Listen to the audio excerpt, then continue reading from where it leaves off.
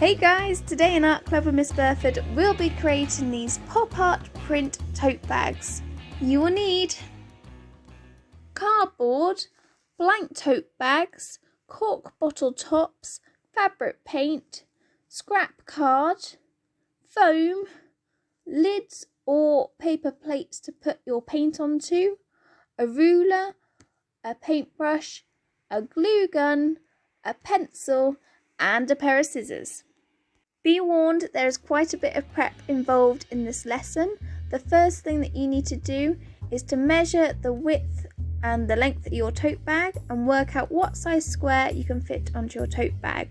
So mine was 27 centimeters by 27 centimeters, and you're just going to draw this onto your cardboard, then cut this out. This is going to be your template square, which you're going to use to draw on each tote bag with a fairly dark pencil. So I've used a 4B to draw around it so it shows up well on the bag, and you want your square to be nice and central. Repeat this for each tote bag, so for each child that you have in your class, as they will have one tote bag each.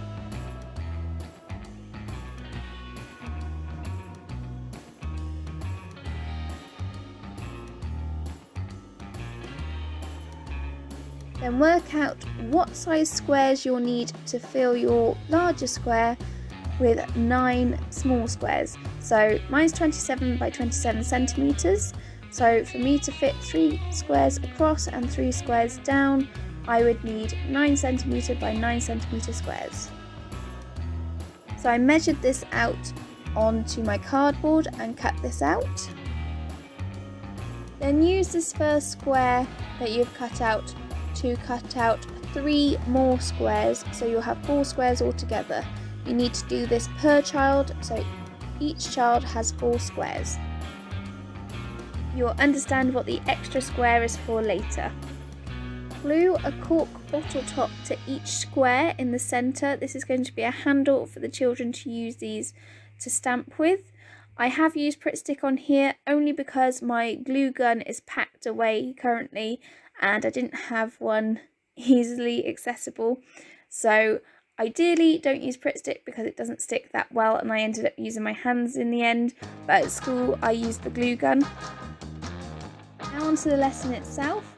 The children can choose 3 colours. They can either be harmonious like my 3 here, or you can allow them to choose whichever colours they like. Completely up to you.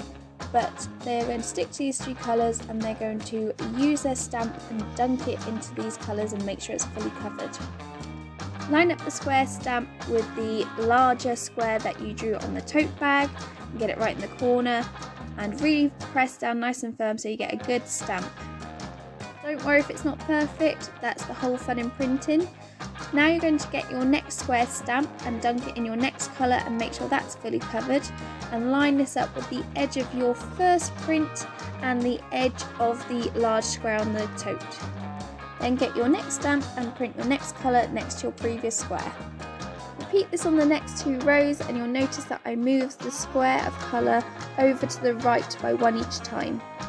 Next, using your square stamp that you haven't dunked into paint, draw around this onto your foam and draw the outline of the object that you're going to use on your tote bags.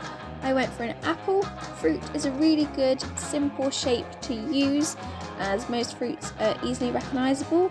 You could also do hearts, stars, plants, smiley faces.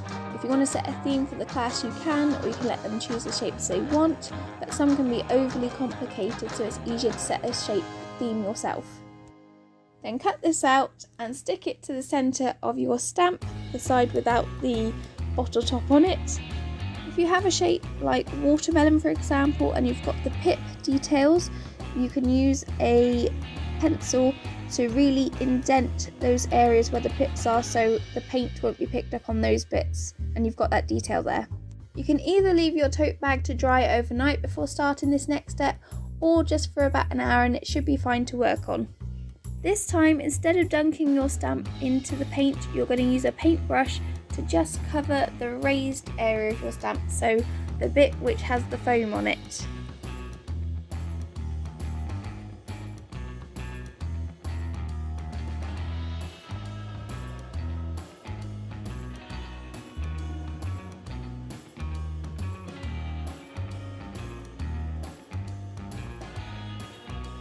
Then line up your freshly made stamp with the first square that you did, so it should be the same size square as we used the same template to create all the stamps. Press firmly down, and when you pull the stamp away, it should reveal a nice black outline of the shape that's on your stamp. Repeat this step for each coloured square and make sure that you add another layer of black paint in between applications to the tote bag. This project can of course also be done on just plain paper or card to be a more art lesson friendly activity. We just like doing it on tote bags in art club for a bit more fun. The final step is to leave it to dry for 24 hours before the children take it home. If you enjoyed this video, give it a thumbs up and subscribe for more art lessons like this every week and other art related content every now and then. See you next week for more art with Miss Burford.